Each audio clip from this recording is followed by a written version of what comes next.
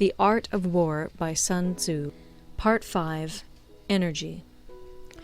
Sun Tzu said, "The control of a large force is the same principle as the control of a few men. It is merely a question of dividing up their numbers." Fighting with a large army under your command is nowise different from fighting with a small one. It is merely a question of instituting signs and signals. To ensure that your whole host may withstand the brunt of the enemy's attack and remain unshaken, this is effected by maneuvers direct and indirect. That the impact of your army may be like a grindstone dashed against an egg, this is effected by the science of weak points and strong. In all fighting, the direct method may be used for joining battle, but indirect methods will be needed in order to secure victory. Indirect tactics, efficiently applied, are inexhaustible as heaven and earth, unending as the flow of rivers and streams. Like the sun and moon, they end but to begin anew. Like the 4 seasons, they pass away to return once more. There are not more than 5 musical notes, yet the combinations of these 5 give rise to more melodies than can ever be heard. There are not more than 5 primary colors, blue, yellow, red, white, and black, yet in combination they produce more hues than can ever be seen. There are not more than 5 cardinal tastes, sour, acrid, salt, sweet, bitter, yet combinations of them yield more flavors than can ever be tasted. In battle there are not more than 2 methods of attack, the direct and the indirect, yet these 2 in combination give rise to an endless series of maneuvers. The direct and the indirect lead on to each other in turn. It is like moving in a circle, you never come to an end. Who can exhaust the possibilities of their combination? The onset of troops is like the rush of a torrent which will even roll stones along in its course. The quality of decision is like the well-timed swoop of a falcon, which enables it to strike and destroy its victim. Therefore, the good fighter will be terrible in his onset and prompt in his decision. Energy may be likened to the bending of a crossbow, decision to the releasing of a trigger. Amid the turmoil and tumult of battle, there may be seeming disorder, and yet no real disorder at all. Amid confusion and chaos, your array may be without head or tail, yet it will be proof against defeat. Simulated disorder postulates perfect discipline. Simulated fear postulates courage. Simulated weakness postulates strength. Hiding order beneath the cloak of disorder is simply a question of subdivision.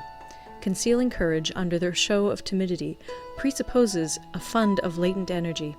Masking strength with weakness is to be effected by tactical dispositions. Thus, one who is skillful at keeping the enemy on the move maintains deceitful appearances, according to which the enemy will act. He sacrifices something that the enemy may snatch at it. By holding out baits, he keeps him on the march. Then, with a body of picked men, he lies in wait for him. The clever combatant looks to the effect of combined energy, and does not require too much from individuals. Hence his ability to pick out the right men and utilize combined energy. When he utilizes combined energy, his fighting men become as it were like unto rolling logs or stones, for it is the nature of a log or stone to remain motionless on level ground, and to move when on a slope. If four-cornered, to come to a standstill, but if round-shaped, to go rolling down. Thus the energy developed by good fighting men is as the momentum of a round stone rolled down a mountain thousands of feet in height. So much on the subject of energy. End of Part 5. Part 6. Weak Points and Strong. Sun Tzu said, "Whoever is first in the field and awaits the coming of the enemy will be fresh for the fight. Whoever is second in the field and has to hasten to battle will arrive exhausted." Therefore, the clever combatant imposes his will on the enemy, but does not allow the enemy's will to be imposed on him. By holding out advantages to him, he can cause the enemy to approach of his own accord, or, by inflicting damage, he can make it impossible for the enemy to draw near. If the enemy is taking his ease, he can harass him. If well supplied with food, he can starve him out. If quietly encamped, he can force him to move. Appear at points which the enemy must hasten to defend. March swiftly to places where you are not expected. An army may march great distances without distress if it marches through country where the enemy is not. You can be sure of succeeding in your attacks if you only attack places which are undefended. You can ensure the safety of your defense if you only hold positions that cannot be attacked. Hence, that general is skillful in attack whose opponent does not know what to defend, and he is skillful in defense whose opponent does not know what to attack. O divine art of subtlety and secrecy! Through you we learn to be invisible, through you inaudible, and hence we can hold the enemy's fate in our hands. You may advance and be absolutely irresistible if you make for the enemy's weak points. You may retire and be safe from pursuit if your movements are more rapid than those of the enemy. If we wish to fight, the enemy can be forced to an engagement even though he be sheltered behind a high rampart and a deep ditch. All we need do is attack some other place that he will be obliged to relieve. If we do not wish to fight, we can prevent the enemy from engaging us even though the lines of our encampment be merely traced out on the ground.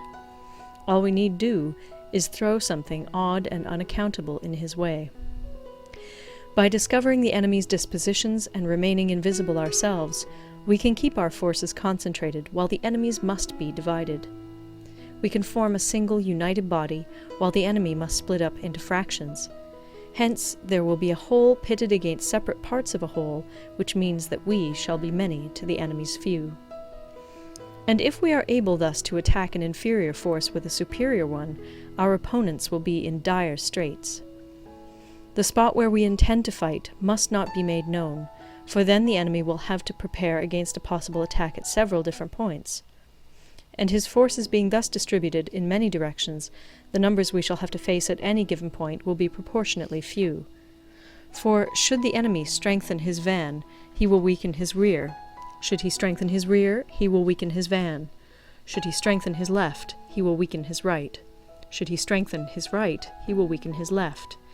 If he sends reinforcements everywhere, he will everywhere be weak. Numerical weakness comes from having to prepare against possible attacks. Numerical strength from compelling our adversary to make these preparations against us. Knowing the place and the time of the coming battle, we may concentrate from the greatest distances in order to fight. But if neither time nor place be known, then the left wing will be impotent to succour the right equally impotent to succour the left, the van unable to relieve the rear, or the rear to support the van. How much more so if the furthest proportions of the army are anything under 100 li apart, and even the nearest are separated by several li. Though according to my estimate the soldiers of Yue exceed our own in number, that shall advantage them nothing in the matter of victory. I say then that victory can be achieved. Though the enemy be stronger in numbers, we may prevent him from fighting. Scheme so as to discover his plans and the likelihood of their success. Rouse him and learn the principle of his activity or inactivity. Force him to reveal himself so as to find out his vulnerable spots. Carefully compare the opposing army with your own, so that you may know where strength is superabundant and where it is deficient. In making tactical dispositions, the highest pitch you can attain is to conceal them. Conceal your dispositions, and you will be safe from the prying of the subtlest spies, from the machinations of the wisest brains. How victory may be produced for them out of the enemy's own tactics, that is what the multitude cannot comprehend.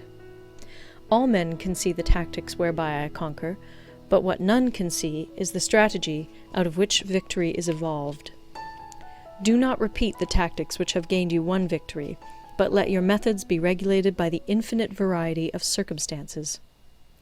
Military tactics are like unto water, for water in its natural course runs away from high places and hastens downwards. So in war, the way is to avoid what is strong and to strike at what is weak. Water shapes its course according to the nature of the ground over which it flows. The soldier works out his victory in relation to the foe whom he is facing.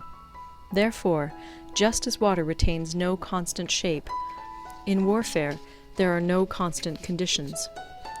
He who can modify his tactics in relation to his opponent and thereby succeed in winning may be called a heaven-born captain. The 5 elements, water, fire, wood, metal, earth, are not always equally predominant. The 4 seasons make way for each other in turn. There are short days and long. The moon has its periods of waning and waxing. End of Part 6.